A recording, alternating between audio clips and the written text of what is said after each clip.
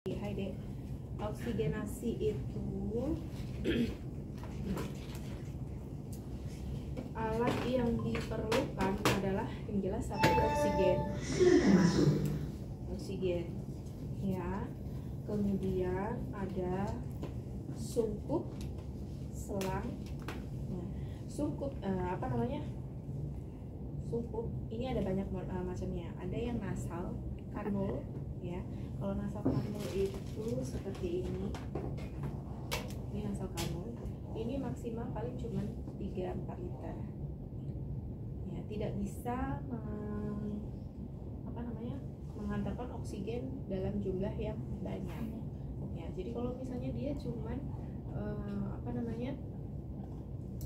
masalahnya cuman kelelahan misalnya ya, atau intoleransi aktivitas karena kecapean misalnya gitu, makanya nasal kanul aja, karena ini cuman sedikit memang oksigen yang dimasukkan. Kemudian ada namanya sungkup ya, masker. Ini sebenarnya untuk dewasa ya say. Kalau untuk anak-anak itu seperti ini contoh maskernya ya. Untuk bayi sama seperti ini, mungkin ada yang agak lebih besar lagi untuk anak yang lebih besar ya. Nah ini ada dua jenis, ada yang rebreathing, ada yang non rebreathing. Kalau yang ini rebreathing. Non rebreathing ya. Jadi dia hanya masker saja. Kalau yang ini rebreathing ya. Jadi dia udara yang dikeluarkan itu tidak akan bisa ini lagi ya. Jadi dia akan mengembang ke sini, masuk ke sini. Oksigen CO2-nya ya, yang kita keluarkan dia akan masuk ke sini. Dan kalau yang ini tadi kapasitas oksigennya paling 2-4 liter. Kemudian setelah ini jauh lebih besar, 4-6 liter. Kalau yang ini bisa sampai 10 liter ya. Jadi macamnya gini. Nah itu tergantung dari seberapa kebutuhannya. Misalnya anak yang punya masalah pneumonia ya, atau bronkopneumonia ya, maka keperluannya mungkin agak lebih banyak daripada cuma nasal kanul. Dia nggak akan tercover oksigennya yang masuk cuma sedikit, jadi pakai yang sungkup ya, yang sungkup ya. Caranya gimana untuk memberikan? Ya seperti biasa aja ya. Biasanya anak-anak itu tidak nyaman menggunakan ini. Gimana caranya? Ya tetap ya, traumatic care, komunikasi terapeutik itu penting sekali. Jadi bikin sungkup ini seperti mainan, selayaknya, pokoknya senyamannya dia ya. Cara makainya ya dipakaikan aja. Kalau yang ini sama ya, ini biasanya sih diginikan saja, dipasang, terus yang ini dicantolin di telinganya ya. Kalau yang ini jadi nggak usah ya bisa sih sampai ke belakang sini bisa. Ini kan bisa dimundurin ya, tergantung dari kepalanya si anak ya. Kalau yang ini sama aja ya, tinggal dipakaikan saja. Ini tabung oksigennya. Kalau misalnya di rumah sakit itu ada yang terpasang ya, jadi center kayak misalnya AC itu center dia, tinggal diputar saja. Jadi keperluannya berapa tergantung dari order dokter ya. Ini ada literannya di sini.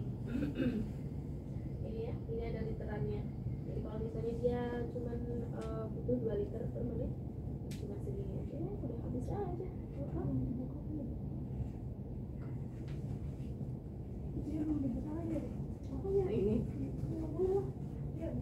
Ini harus dibuka ya, maksudnya.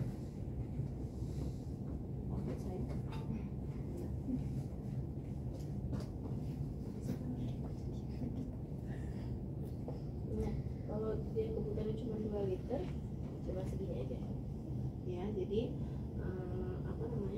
cuma sedikit. Jadi kalau misalnya semakin dia sesak, naikin 4 liter atau 5 liter ya. Dia akan semakin banyak oksigennya keluar. Oke, kalau mau merasakan silakan. Oke, itu untuk oksigenasi. gampang ya. Jadi oksigenasi itu tujuannya adalah untuk memberikan atau mentransferkan oksigen ketika anaknya mengalami masalah pernafasan. Bedakan kalau misalnya kita punya beberapa diagnosis keperawatan untuk masalah pernafasan. Ada bersihan jalan nafas tidak efektif, ada pola nafas tidak efektif. Kalau masalahnya dengan oksigenasi itu biasanya kita ambilnya adalah yang pola nafas. Kalau yang bersihan jalan nafas, nah ini yang akan kita kan selanjutnya ya. Bersihan jalan nafas itu disebabkan karena adanya penumpukan sekret ya di dalam saluran pernafasan. Saluran pernafasan itu kan ada atas yang dan bawah ya. Atas jadi mulai dari hidung, kemudian faring, trakea, bronkus, bronkiolus, alveolus ya.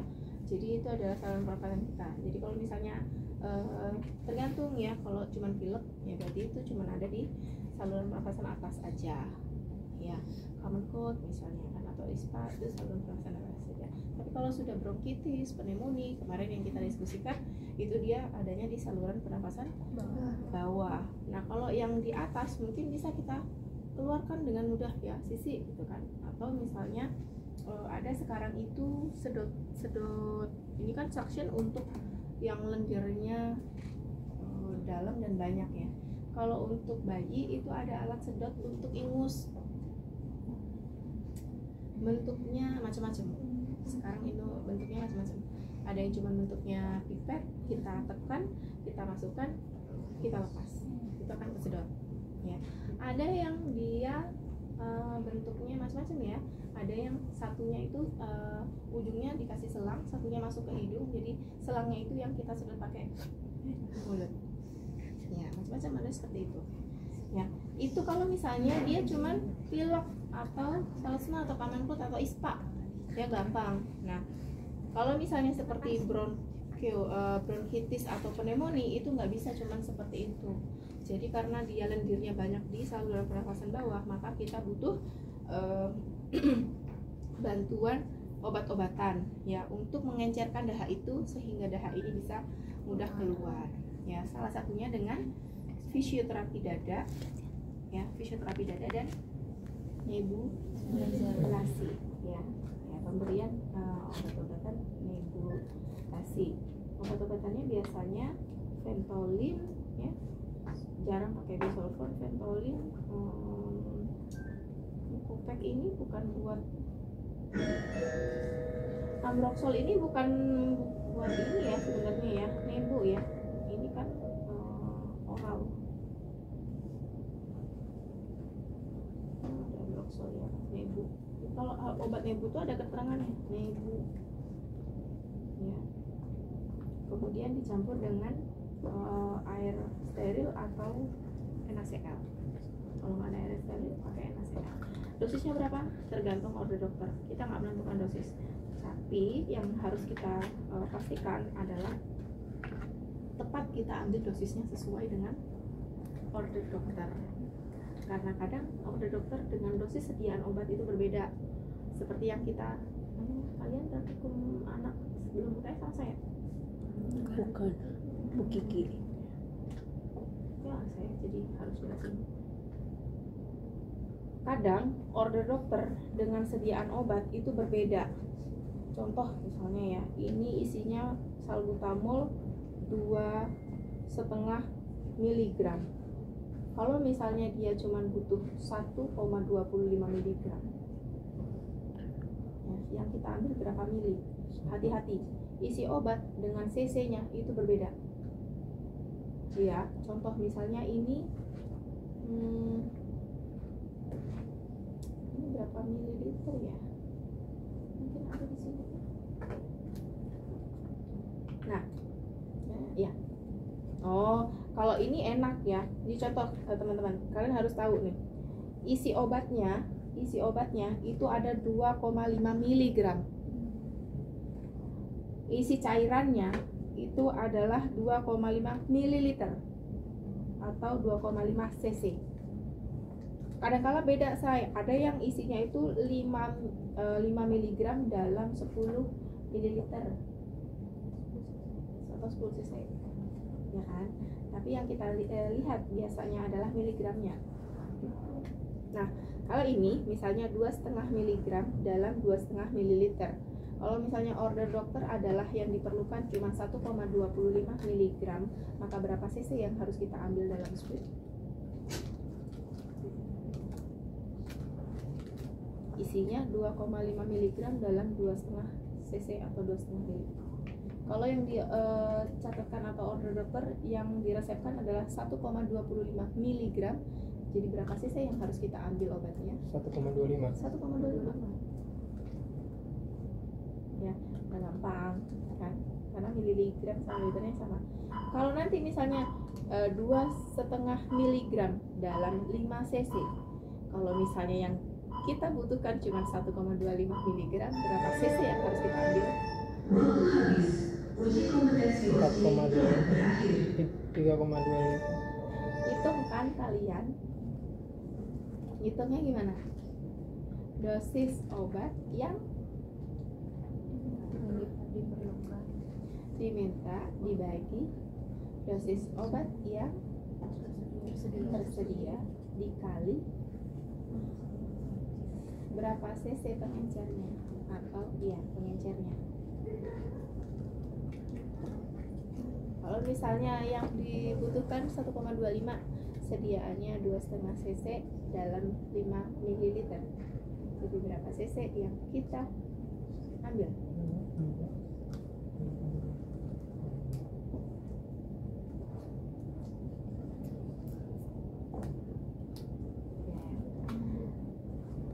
Itu ya caranya ya, saya kasih tahu aja.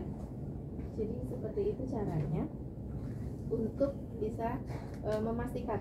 Memang bukan tugas kita untuk meresepkan obat, tapi tugas kita adalah untuk memberikannya atau memberikannya ke si anak. Kalau kita salah ngasih dosis, salah ngasih dosis obatnya, salah siapa?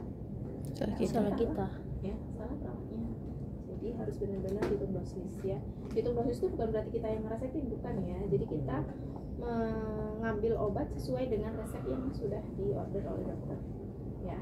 Jadi caranya, jadi kalau nebulizer itu biasanya ada seperti ini ya. Tapi beda alat, beda ini ya. Tapi yang jelas harus ada tabung atau chamber yang isinya nanti obatnya. Ini bisa dibuka. Ini biasanya ada saringannya seperti ini. Nanti obatnya tinggal dimasukin saja ke sini ya. Karena ini bohongan, nggak usah pakai obat beneran, sayang. Cukup pakai air steril.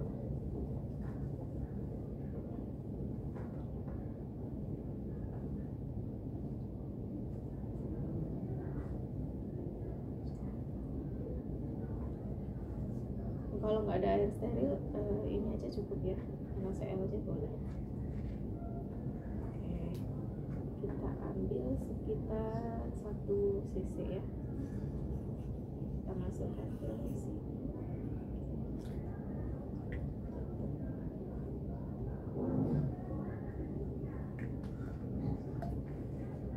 Oke, kita masuk, kita sambungkan ke sungkup.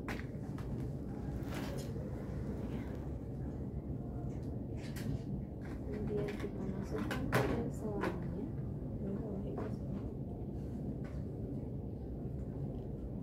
Satunya kita sambungkan ke nebulizernya di belakang sini.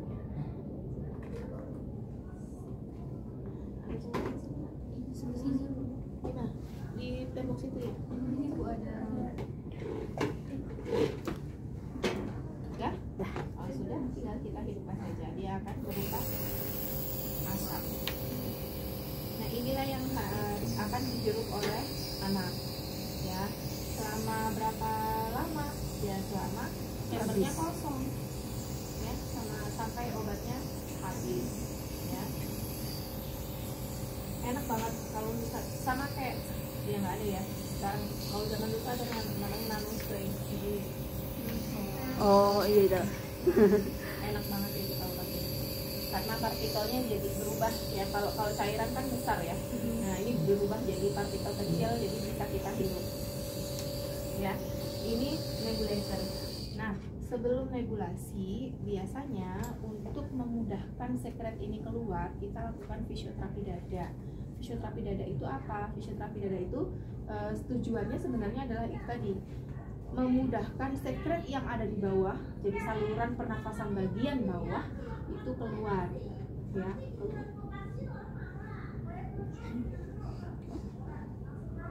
Nah, caranya, tahapannya itu sebenarnya ada 3 ya. Ingat ya, fisioterapi itu ada 3. Yang pertama adalah postural drainase, bahasa Indonesianya ya memposisikan tubuh anak agar memaksimalkan pengeluaran sekret. Contoh, mana si dedek kecil, ambil. Soalnya dia batuk-batuk nih, tapi nggak keluar dahaknya, karena dahaknya itu nempel di bawah ya, di bawah. Dan kita dengarkan dulu pakai stetoskop ya, didengarkan di bagian mana suaranya terdengar krek-krek.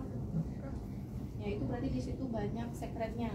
Jadi kalau misalnya anak kecil batuk itu pasti suara nafasnya freckles ya, atau bisa wheezing atau bisa nafas juga. Kita dengerin dulu pakai stetoskop ya, semua lapang paru ya, mulai dari atas, kanan, kiri, bawah, kiri, kanan, kiri, gitu ya. Kemudian baru oh ternyata paling banyak adalah di bawah ya, bawah kanan kiri misalnya. Maka posisinya harusnya tengkurap, rendah ya, kepala harus lebih rendah ya, kepala harus lebih rendah. Ini namanya postural drainase. Kalau misalnya lebih di dia lebih banyak di lateral, misalnya di sebelah sini, kita posisinya seperti ini ya, miringi. Bisa dia dengan duduk atau di sandar miring guling gitu ya, seperti ini. Ini tahap pertama, namanya postural drainase. Setelah kita posisikan, yang tahap kedua adalah perkusi ya, perkusi atau flapping kita sebutnya ya. Flapping itu adalah menepuk atau ya menepuk ringan bagian tubuh yang terdapat sekret. Caranya adalah ya menepuk dengan membentuk mangkok atau huruf C dengan satu tangan kita, di mana bagian yang tadi sudah kita dengarkan banyak sekretnya ya. Jadi kita, nah di sini sekretnya.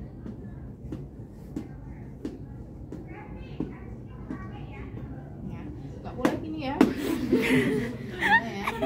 Jadi cukup mainin ini aja, makanya namanya flapping ya. Mainin gini aja. Mainin pergelangan tangan aja. Ya, kalau tadi misalnya posisinya triangle seperti ini, sambil di pangku bisa, atau sambil di sangga bantal sini seperti ini bisa ya. Tinggal praktekin aja. Itu tahap kedua agar sekret yang nempel-nempel itu bisa turun ya. Dan harapannya dengan sudah diposisikan itu sekretnya bisa agak lebih ke atas ya, sehingga bisa gampang dikeluarkan. Nah, seperti itu. Terus yang ketiga adalah vibrasi. Nah, kalau flapping atau perkusi tadi menggunakan tangan kita seperti ini. Kalau vibrasi itu cukup dengan telapak tangan kita ya, atau jari kita boleh ya. Vibrasi itu namanya vibrasi, jadi getaran ya, getaran. Digetarkan ya, digetarkan, bukan diuyak-uyak.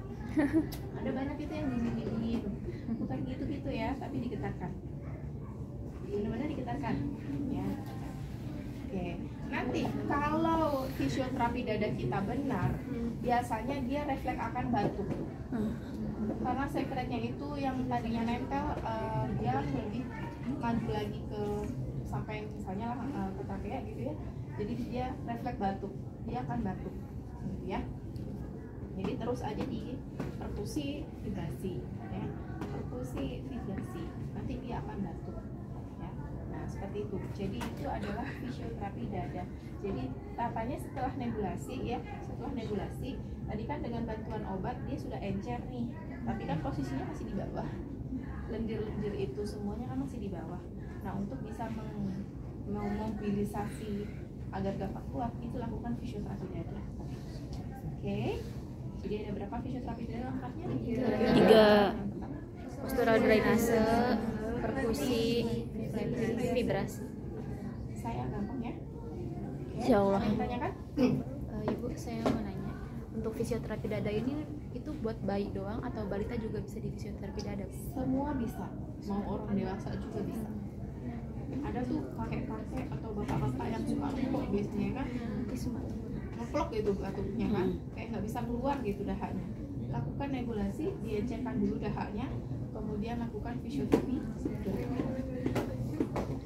Enggak ya kayak gitu, namanya clapping tuh ya gini-gini doang. Sama kayak kakek caranya gitu. Ya sama. Tiga langkah itu aja cara langkahnya. Ya mungkin kalau misalnya pada dewasa dia duduk aja, kemudian badannya ditekuk gitu kan sambil nyandar ke bantal. Biasanya sih seperti itu ya. Nanti kalau misalnya udah di nebulizer dia akan batuk ya. Nah kalau pada bayi karena kita nggak bisa mengajarkan batuk efektif, jadi biasanya kita tunggu dia batuk spontan. Nah kalau pada balita atau anak yang lebih besar, karena dia sudah bisa kita ajak komunikasi gitu ya, kita ajarkan batuk efektif. Oke, jadi tahapannya setelah nebulasi atau inhalasi, fisioterapi dada, yang terakhir adalah batuk Efektif. Batuk efektif caranya? Tarik napas dalam, Tarik nafas dalam, tahan, batuk spontan. batukan. Tahan apa? Tarik nafas lagi yang dalam, tahan, batukan. Ya, tarik nafas lagi yang dalam, tahan, batukan. Sampai 3 kali ya. Ya seperti itu. Ya itu cara untuk mengeluarkan dahak atau batuk efektif. Ada yang ditanyakan? Saya. Oke. Kalau nggak ada, kita next step ya. Iya. Di sini kita punya alat namanya suction. Suction sama sebenarnya ya. Suction itu tujuannya adalah untuk menghilangkan lendir. Ya. Kapan kita pakai suction, Bu? Kenapa nggak kita nebulasi fisioterapi dada aja, gitu kan? Suction itu lebih kepada anak-anak yang hilang kesadaran.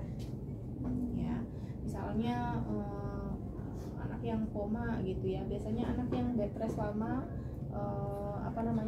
tidak ada mobilisasi, itu paru-parunya jadi kayak terendam. Ya, jadi makanya agak susah kalau misalnya harus kita lakukan fisioterapi dada. Satu, susah posisinya. Kedua, dia nggak bisa batuk karena posisinya dia penurunan kesadaran. Makanya kita pakai suction. Sedot, ya. Tapi sebenarnya ini langkah terakhir ya, say. Kenapa? Karena suction itu tidak hanya nyedot lendir, tapi juga menyedot oksigen. Ya, jadi kalau kelamaan di suction dia bisa sesek. Ya, dia bisa sesek. Ya, jadi harus pelan-pelan. Kalau ini dicolokin ke fisioterapi dada, pastikan bahwa itu bukan TBC, paru. Ya, fisioterapi dada kontraindikasinya adalah TBC paru. Ya, jadi meskipun dia batuk-batuk gitu ya, tapi pastikan dia bukan batuk TB. Kalau dia batuk TB malah nggak boleh kita fisioterapi dada. Kenapa? Bukan makin sesak, makin menyebar itu bakterinya. Karena bakteri TB itu dia adanya di dahak. Ya, adanya di sekret atau di dahak. Ya. Kalau misalnya kita tepuk, kemudian kita vibrasi, tambah menyebar itu TB-nya. Ya, TB nggak ada lain pengobatannya cuma OAT. Ya, minum obat 6 sampai 9 bulan. Obat anti TB ya. Jadi nggak boleh kita lakukan fisioterapi dada, nggak boleh. Minum obat aja nanti batuknya akan ini sendiri ya. Justru harus kita hindari gitu lendirnya itu. Salah-salah nanti nular ke kita, nggak boleh ya. Jadi itu kontraindikasinya. Jadi pastikan dia batuk bukan TB ya.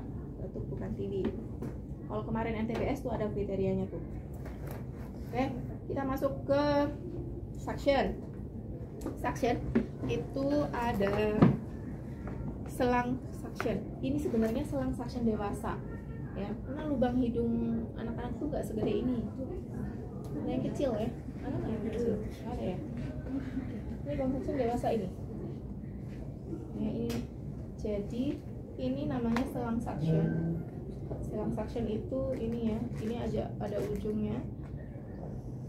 Ini yang nanti untuk masuk ke saluran nafas atau ke mulut ya. Terus ini ada ujung yang harus kita sambungkan ke ini ya, ini selang. Jadi ini kita masukkan seperti ini. Ini.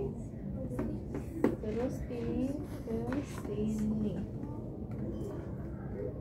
Di sini ada tulisannya ini in, ini out.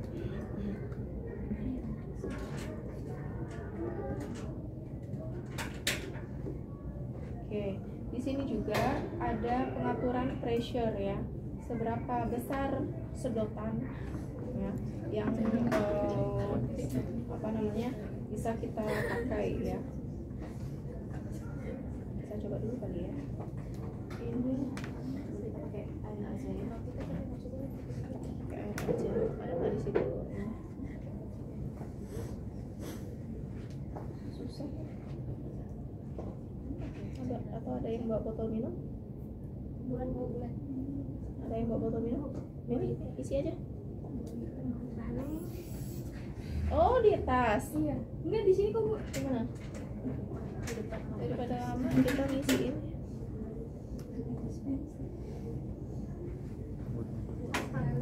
Suction itu lubangnya tidak hanya satu di ujung ya. Selang suction tuh lubangnya ada di pinggir-pinggirnya juga. Nih, 1, 2. Ya, selang suction tuh gini saya. Gitu ya. Jadi lubangnya itu ada di pinggir-pinggir. Jadi nanti caranya akan saya kasih tahu gimana cara mengeluarkan lendirnya. Coba kita coba dulu ya. Nyala nggak nih? Enggak. Iya, tapi kan nggak tahu nih atau enggak. Oh, nyala tuh kan. Dia kasih ke ini nyedot ya. Oke. Oke, berarti bisa. Oke. Saya. Jadi, misalnya ini adik ya. Dia penurunan kesadaran, terus kita apa namanya? Saturasi oksigennya jelek gitu kan, kemudian ininya nafasnya terdengar kurang-kurang kalau kita dengarkan pakai stetoskop, maka kita lakukan suction ya. Caranya hidupin dulu suctionnya, selangnya semua sudah dihubungkan. Nah, fungsi dari lubang ini adalah untuk nyedot. Kalau ini kita tutup, ini akan nyedot. Kalau kita buka, dia nggak akan nyedot ya. Jadi harusnya sih warna ininya beda ya. Ini contohnya, kalau saya biarin gini aja dia nggak akan nyedot, tapi kalau saya tutup dia akan nyedot. Nyedot ya, airnya kelihatan ya. Iya. Kita buka. Nah, sekarang gimana caranya melakukan suction ini ke si bayi atau si dede ya. Pastikan saluran nafasnya terbuka. Saluran nafasnya terbuka kalau ini diganjel bantal misalnya seperti ini. Ya, jadi saluran nafasnya harus terbuka. Kemudian satu tangan megang ini, satu tangan lagi ini megang, masukkan ininya ke sini. Ya, jangan lupa semua universal precaution itu harus kita pakai karena kita berhubungan dengan cairan tubuh pasien. Ya, kita harus selalu berhati-hati. Oke, yang pertama hidung dulu. Ya, hidung dulu. Ya, anggap aja ini hidung ya. Misalnya hidung udah kita ke mulut aja ya gitu. Nah, caranya ini jangan ketika dimasukkan jangan dipencet dulu. Ya, masukkan dulu. Nah, kalau sudah masuk baru kita pencet, dipencet gini, terus kita putar sambil keluar. Ya, masukkan lagi, pencet, putar-putar, keluarkan. Masukkan lagi, pencet, putar-putar, keluarkan. Ya, jangan masukkan, pencet, ngap dia beneran sesek karena suction itu tadi ya yang disedot nggak cuma lendir, oksigennya pun katut semua, dia kan sesek ya, nggak boleh ya. Maka saturasi oksigennya harus tetap kita perhatikan ketika kita lakukan suction, harus benar-benar diperhatikan saturasinya. Kalau misalnya ketika kita suction saturasinya udah turun, cepat kita pasang oksigen, maka itu memang sudah pasangan ini semuanya ya, memang sudah satu set, jadi semuanya harus langsung kita pasang oksigen sampai dia agak naik lagi ya, kemudian kita suction lagi seperti itu. Nah, satu kali suction misalnya seperti ini ya, kita lepaskan misalnya ya, kita lihat kalau misalnya dia tersumbat, kita mana tuh di sini. Jadi kalau misalnya banyak banget gitu ya lendirnya sampai nempel-nempel ke mana-mana gitu ya, kita bersihkan ke air steril ya, kita bersihkan dulu sampai lendirnya semua yang di sini itu hilang ya, tersedot. Nah, baru kita ulangi lagi ya, masukkan, sedot lagi, putar-putar. Kenapa harus diputar ya, karena ya itu tadi ya, selang suction itu punya lubang di kanan kirinya, jadi benar-benar itu lendir sampai semuanya masuk ya, semua area harus bisa tersedot ya. Paham? Bisa ya? Bisa. Oke, ada yang tanyakan Bu? Untuk selang itu bisa dipakai berulang atau sekali? Biasanya untuk satu pasien satu selang. Nggak boleh misalnya satu pasien dipakai dibersihin, nanti ada itu suction pakai selangin lagi, nggak boleh ya. Sama seperti suku ya, itu per pasien ya, boleh dipakai berulang, boleh, punya dia juga ya, boleh ya. Cara nyimpennya ya biasanya ada ininya ya, ada kayak squid ini kan ada tutupnya ya, ada bungkusnya, tinggal dimasukkan saja. Udah, simpan, kasih suction aja. Nanti kalau kita mau suction lagi, kan pasti nggak cuma sekali biasanya. Kalau di ruang ICU terutama, itu bisa dipakai berkali-kali. Ya, oke, ada yang tanya kan? Saya mau nanya Bu, kalau ini Bu yang buat nyedotnya itu disesuaikan aja atau Iya. dari dokternya? Biasanya sih ini ada standar ya, ada standar di masing-masing ruangan itu berapa pressure-nya.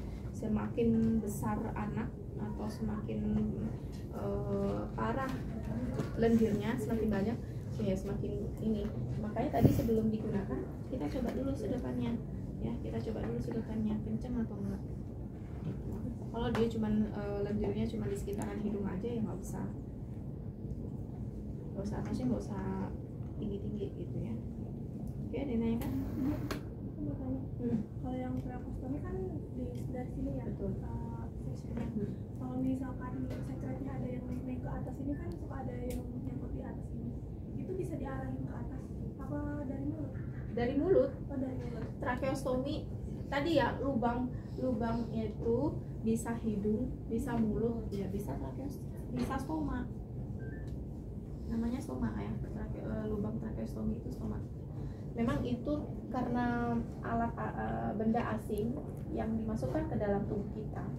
Tubuh kita sama seperti ketika selayaknya benda asing masuk, responnya adalah proses peradangan. Maka tubuh akan mengeluarkan lendir sekret yang banyak sekali. Jadi memang orang yang terpasang tracheostomi atau stoma itu dia selalu mengeluarkan sekret. Apalagi kalau dia penurunan kesadaran, pasti numpuk. Jadi rutin memang kerjaan kita tiap hari yang nge-suction ngebersihin ininya ya. Jadi dari mulut, kalau yang di atas dari mulut bisa biasanya, tapi ya nggak banyak juga. Kalau yang penurunan kesadaran itu dia pakai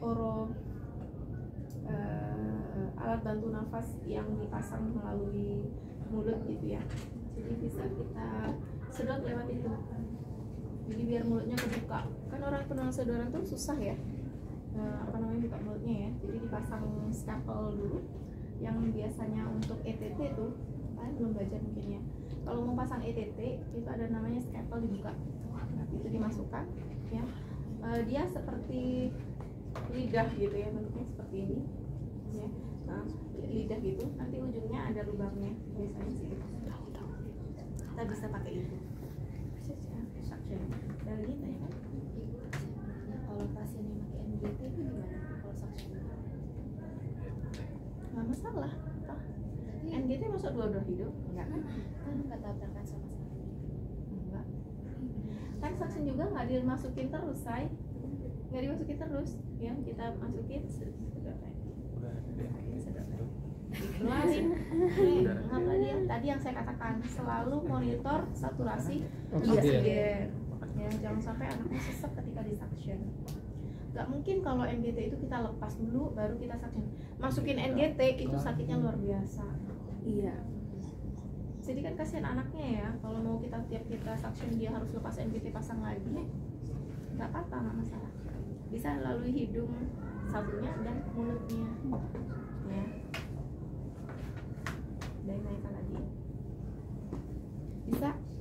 Insya Allah. Lumayan ya. Ini prosesnya ada pemakaian oksigen, kemudian nebulasi, fisioterapi dada, batuk efektif dan Suction. Suction. ya. Untuk detail SOP-nya nanti akan saya kirimkan ya. Sementara seperti itu langkah-langkahnya, yang penting jelas ya step by step-nya. Nanti teman-teman bisa praktikumkan mandiri ya, karena semuanya pasti akan kita ujikan ketika UAS. ya. Ada yang naikkan dulu nggak? Makanya ayo. Untuk yang dosis itu nanti kalian harusnya udah ya. Hitung dosis obat. Imunisasi kan udah kan? Udah. Cuman SAP doang. Iya. Oh, nggak ngitung dosis? Enggak. Pasang infus? Belum. Ya? Nah, next kita akan lakukan, kan NGT sudah kan? Untuk yang kelas satunya, soalnya sama saya belum NGT. Jadi kalau yang kelas ini mungkin minggu depan next kalian bawa Suntik. needle, infus set. Khawatir di sini kurang, karena kalau misalnya berkali-kali nusuk, ya tahu sendiri ya. Jadi bawa aja sendiri Albuquerque atau Venflon, terserah kalian ya. Kalau bisa sih mereknya yang bagus ya. Karena kalau mereknya yang jelek itu satu sakit, satu jarumnya kadang tumpul. Merek Nike, Bu. Ya, jadi kasihan yang disuntik, say. Sakit banget pasti kan. Kalau bisa yang bagus ya. Apa namanya? Albuquerque atau Venflon lah, Venflonnya itu yang bagus ya. Bawa masing-masing ya. Nah, berpasangan saja nanti, atau silakan lah siapa yang mau jadi pasiennya, ya, sukarelawan Suntik. sama infosetnya. Karena ini anak ya sudah ukuran 24, paling kecil 24, biasanya sih warna kuning ya, biasanya warna kuning. Untuk depan itu ya. Jadi nanti sekalian saya jelaskan untuk gimana cara hitung kebutuhan cairan, tetes infus, sama ambil dosis. Ya, hitung dosis obat. Ya. Kalau IM, IV, IC, SC bisa ya kan? Bisa kan, tergantung dari sudut ini aja. Oke, ada yang tanyakan dulu? Masih banyak waktu untuk kalian mandiri ya. Jadi tahapannya tadi seperti yang saya sampaikan. Kalau nggak ada yang tanyakan, saya persilakan untuk mandiri. Saya pamit dulu ya, karena harus ngajar lain lagi. Saya akhiri. Wassalamualaikum warahmatullahi wabarakatuh.